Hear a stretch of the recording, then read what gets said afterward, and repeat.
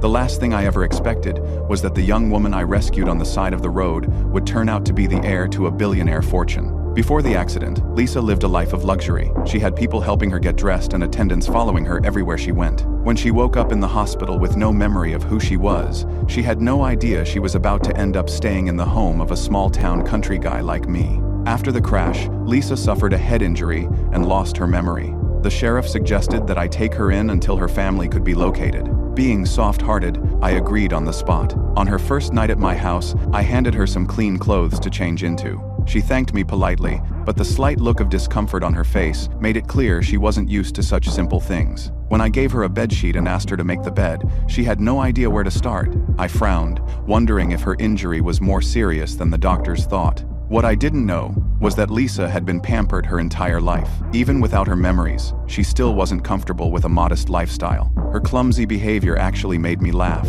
The next morning, I decided to teach her how to make breakfast. Lisa was excited to help, but she dropped an entire eggshell and all straight into a pot of boiling water. My daughter stood there, staring in shock. Laundry day wasn't any better. Lisa poured an entire bottle of detergent into the washing machine, and before long, soap bubbles were overflowing throughout the house. She never meant to cause trouble. The truth was, she genuinely wanted to help, but everything she touched somehow turned into a mess. Not knowing who she was or where she belonged weighed heavily on her.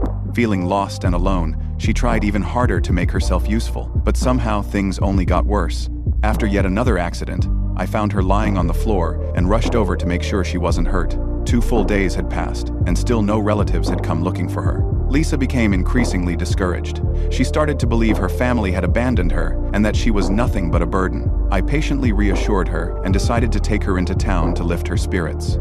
It was Christmas Eve. The streets were glowing with colorful lights, and laughter filled the air. As we walked through town, I told Lisa about my late wife. Years ago, we ran a small inn together. Business had been struggling for a long time, but I could never bring myself to shut it down. That place held every precious memory I had left of her.